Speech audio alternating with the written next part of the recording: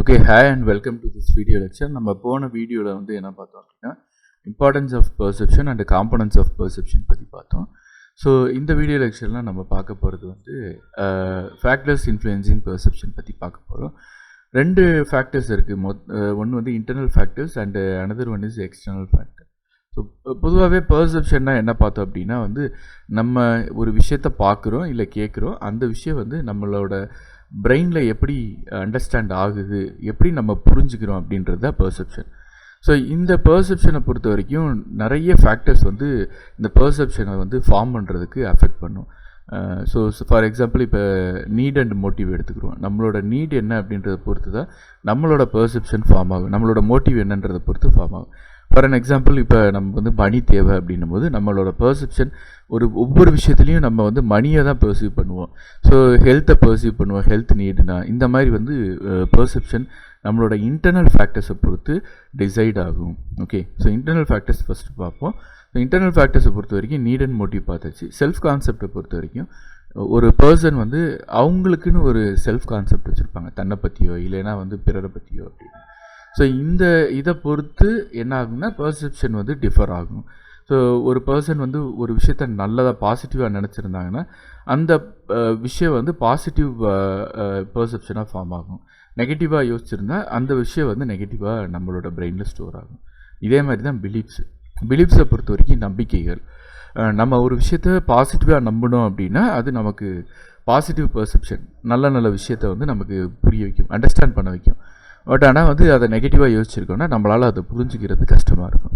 அதே மாதிரி past experience, நம்மளோட கடந்த காலத்தோட வாழ்க்கையில் பாஸ்ட்டு இதில் வந்து நம்ம பாசிட்டிவாக ஒரு விஷயத்தை பார்த்துருக்கோம், அது வந்து நம்ம பாசிட்டிவான விஷயம் நமக்கு நடந்திருக்கு அப்படின்னா அந்த செயலை திரும்ப செய்வோம். அதே நெகட்டிவாக இருந்துச்சுன்னா நம்ம அதை அவாய்ட் பண்ணுவோம். இது வந்து என்னென்னா நமக்கு அந்த பெர்செப்ஷன் அப்படியே ஃபார்ம் ஆகிரும்.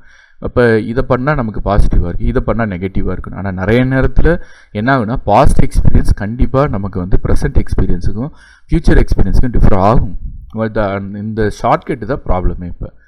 ஸோ அதே மாதிரி நம்மளோட கரண்ட் சைக்காலஜிக்கல் ஸ்டேட், இப்போ நான் வந்து எப்படி இருக்கேன், என்னோடய பர்சனாலிட்டி எப்படி இருக்குது, என்னோடய ஆட்டிடியூட் எப்படி இருக்குது, நான் வந்து ஒரு விஷயத்தை எப்படி நான் புரிஞ்சுக்கிறேன், எப்படி நான் வந்து அண்டர்ஸ்டாண்ட் பண்ணுறேன், இது வந்து என்னோடய பெர்செப்ஷனை அஃபெக்ட் பண்ணும். இப்போ நான் வந்து எமோஷ்னல் ஸ்டேட்டு ஆங்கராக இருக்கேன், நான் வந்து என்ன சொல்கிறதுனா இந்த கவர்மெண்ட் மேலே வந்து ஒரு நெகட்டிவ் ஒப்பீனியன் இருக்குது. அப்போ நான் வந்து கவர்மெண்ட் என்ன பண்ணாலும் அதை வந்து நெகட்டிவாக தான் பெர்சீவ் பண்ணுவேன், என்னோடய ஆங்கர் இன்னும் கொஞ்சம் அதிகமாகிக்கிட்டே தான் இருக்கும்.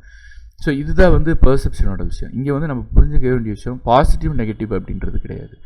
இது வந்து ஃபேவரபிள் அன்ஃபேவரபிள் தான். ஒரு பர்சனுக்கு ஃபேவராக இருக்குது, இன்னொரு பர்சனுக்கு அன்ஃபேவரபிளாக இருக்கும். இந்த வேர்ல்டில் எல்லாருக்குமே ஃபேவரபிளாக இருக்கிற மாதிரி ஒரு சுச்சுவேஷன் முடியாது, அப்படி இருக்கிறதுக்கான சான்சஸ் கிடையாது. ஆனால் ஒரு பர்சனுக்கு ஃபேவரபிள், இன்னொரு பர்சனுக்கு அன்ஃபேவரபிளாக இருக்கும். இதுதான் வேர்ல்டோட நேச்சர். அதே மாதிரி நம்மளோட எக்ஸ்பெக்டேஷன், நம்ம என்ன எதிர்பார்க்குறோம் அப்படின்றத பொறுத்து நம்மளோட பெர்செப்ஷன் வந்து அஃபெக்ட் ஆகும். லைக் என்ன ப்ரெடிக்ட் பண்ணுறோம், இந்த மாதிரி இருந்தால் நல்லாயிருக்கும் அப்படின்னு, அந்த இதை வந்து இந்த பெர்செப்ஷனை ரொம்ப அஃபெக்ட் பண்ணும். ஸோ இப்போ நம்ம ஒரு மூவி பார்க்க போகிறோம், அதை வந்து நல்லா இருக்குன்னு எக்ஸ்பெக்ட் பண்ணுறோம், ஆனால் அது வந்து நம்ம எதிர்பார்த்த அளவுக்கு இல்லை அப்படின்னா அதை நல்லா இல்லைன்னு சொல்லுவோம். அதான் வந்து பெர்செப்ஷன். ஸோ இன்டர்னல் ஃபேக்டர்ஸ் பற்றி பார்த்தோம். இப்போ எக்ஸ்டர்னல் ஃபேக்டர்ஸை பொறுத்த வரைக்கும் சைஸு, இன்டென்சிட்டி, எவ்வளவு தூரம் வந்து நம்ம அதிகமாக எக்ஸ்போஸ் ஆகிறோம், எத்தனை தடவை எக்ஸ்போஸ் ஆகிறோம் ஒரு விஷயத்துக்கு, அந்த ஸ்டேட்டஸு, கான்ட்ராஸ்ட்டு, இதெல்லாம் வந்து எக்ஸ்டர்னல் ஃபேக்டர்ஸ். இன்டர்னல் ஃபேக்டர்ஸை பொறுத்த வரைக்கும் நம்ம கண்ட்ரோல் பண்ணக்கூடிய ஃபேக்டர்ஸ் வந்து இன்டர்னல் ஃபேக்டர்ஸ். ஆனால் எக்ஸ்டர்னல் ஃபேக்டர்ஸ் நம்மளால் கண்ட்ரோல் பண்ண முடியாத ஃபேக்டர்ஸ். சைஸு பார்த்திங்கன்னா வந்து நம்ம ஏற்கனவே ஒரு எக்ஸாம்பிள் சொன்னேன், ஒரே ஈக்குவல் சைஸ் பால் இருக்கும், சின்னதாக குட்டி பால் அதை சுற்றி இருக்கும்போது நம்ம வந்து அதை கம்பேர் பண்ணி கான்ட்ராஸ்ட் பண்ணும்போது இதை என்ன பண்ணுவோன்னா நம்ம சின்னதுன்னு நினைப்போம். பட் ஆனால் ரெண்டு ஈக்குவல் சைஸ் தான். சின்ன பால்ஸ் சுற்றி இருக்கிறனால நம்ம வந்து அதை வந்து பெருசாக கம்பேர் பண்ணி நம்ம அதை புரிஞ்சுக்கிறோம். ஸோ இந்த மாதிரி வந்து இதே மாதிரி இன்டென்சிட்டி, எந்த அளவுக்கு வந்து அதோட இன்டென்சிட்டி இருக்குது, ஃப்ரீக்வன்சி இருக்குது, இந்த மாதிரி நிறைய டயக்ராம்ஸ் இருக்குது, ரெப்ரசன்டேஷன்ஸ் இருக்குது. நம்ம பார்க்குற ஒவ்வொரு சுச்சுவேஷன்லேயும் நம்ம என்ன பண்ணுவோன்னா இதெல்லாம் வந்து நம்ம எப்படி புரிஞ்சுக்கிறோம் அப்படின்றத பொறுத்து இருக்குது. அதே மாதிரி status, high status people, low status people, இதை பொறுத்தும் வந்து பெர்செப்ஷன் டிசார்ட் ஆகும். அதே மாதிரி ஃபைனலாக கான்ட்ராஸ்ட். ஒரு விஷயத்தை நம்ம வந்து ஒரு பேக்ரவுண்டில் வச்சு பார்க்கும்போது அது ஒரு சாதாரணமாக தெரிகிறதும் நல்ல என்ன சொல்கிறது டிஃப்ரெண்ட்டாக தெரிகிறதும் அது நம்மளோட பெர்செப்ஷனை வந்து ஆல்டர் பண்ணும். இப்போ இந்த அட்வர்டைஸ்மெண்ட்டில் பார்த்தீங்கன்னா இந்த சைக்காலஜிக்கல் கான்செப்ட் ஃபுல்லாக யூஸ் பண்ணுவாங்க.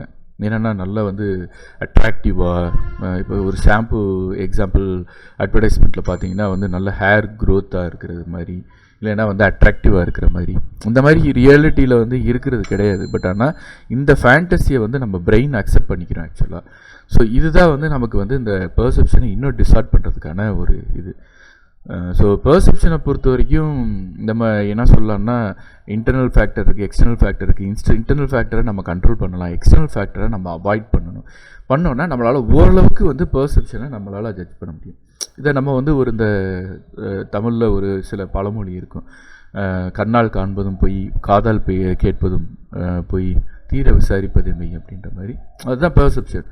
நம்ம வந்து ஒரு விஷயத்தை கேட்குறத பார்க்குறத வச்சே நம்ம வந்து முடிவு பண்ண முடியாது. ஏன்னா நம்ம பெர்செப்ஷன் நம்மளோட அந்த கெப்பாசிட்டி வந்து லிமிட்டட் தான். ஸோ அதனால் வந்து நம்ம டீப் அனாலிசிஸ் பண்ணணும். பிரெயின் வந்து எப்பயுமே என்ன பண்ணணும்னா நம்ம ஷார்ட்கட் மாதிரி இந்த பெர்செப்ஷன் ஆக்ட் ஆகும். நம்ம ஒரு விஷயத்தை திரும்ப திரும்ப வந்து டீப் அனாலிசிஸ் ஒவ்வொரு தடவையும் பண்ணாமல் அதை பைபாஸ் பண்ணி ஸ்ட்ரெயிட்டாக விஷயத்துக்கு போகும். பட் ஆனால் வந்து நிறைய இடங்களில் என்ன ஆகுனா இது தப்பாகிடும். ஸோ அதனால் இந்த பெர்செப்ஷன் வந்து நம்ம கண்ட்ரோல் பண்ணிவிட்டு நம்ம டீப் அனாலிசிஸ் எங்கே பண்ணணுமோ அங்கே பண்ணணும் அப்படின்றத நம்ம வந்து கண்ட்ரோல் பண்ணுறது ஒரு ஸ்கில்லு. ஓகே, ஸோ இதுதான் வந்து நம்ம பெர்செப்ஷன் பற்றி பார்த்தோம். ஸோ நெக்ஸ்ட் வீடியோ லெக்சரில் நம்ம பெர்செப்சுவல் ப்ராசஸ்னால் என்ன, அப்புறம் என்னென்ன ஃபேக்டர்ஸ் அஃபெக்ட் பண்ணுது அப்படின்றத பற்றி நம்ம நெக்ஸ்ட் வீடியோ லெக்சரில் பார்ப்போம்.